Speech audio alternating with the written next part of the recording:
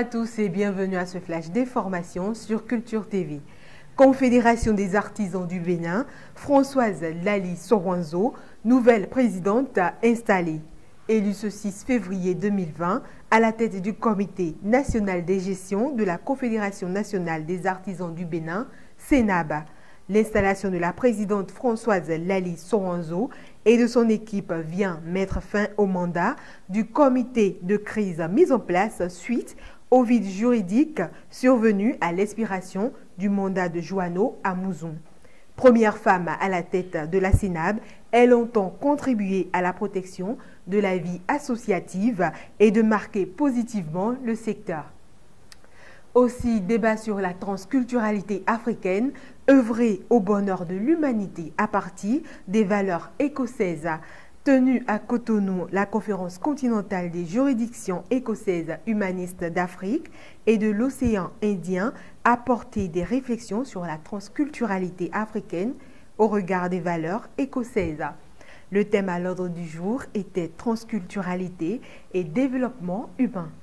Plusieurs personnalités, dont l'ancien chef de l'État Nicéphore Soglo, le ministre en charge de la Culture, Jean-Michel Abimbola, Célestine Zonou et bien d'autres étaient présents à cette conférence.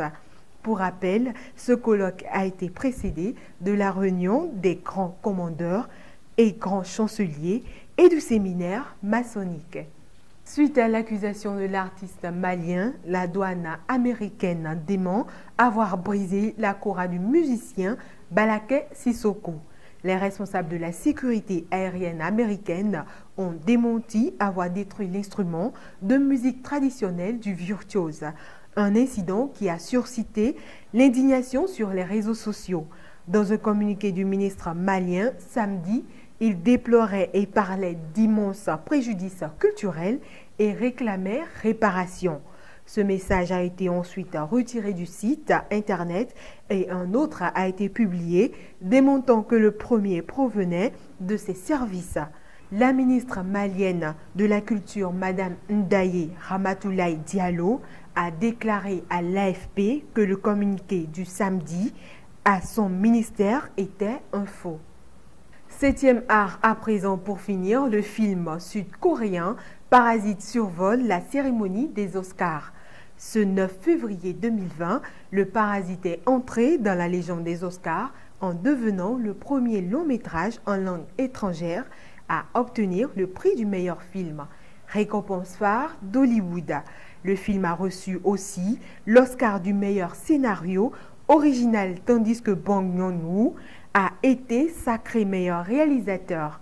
Ce septième long métrage du réalisateur a surclassé The Irishman de Martin Scorsese, Once Upon a Time in Hollywood de Quentin Tarantino et 1997 de Sam Mendes. Et c'est tout pour ce flash d'information.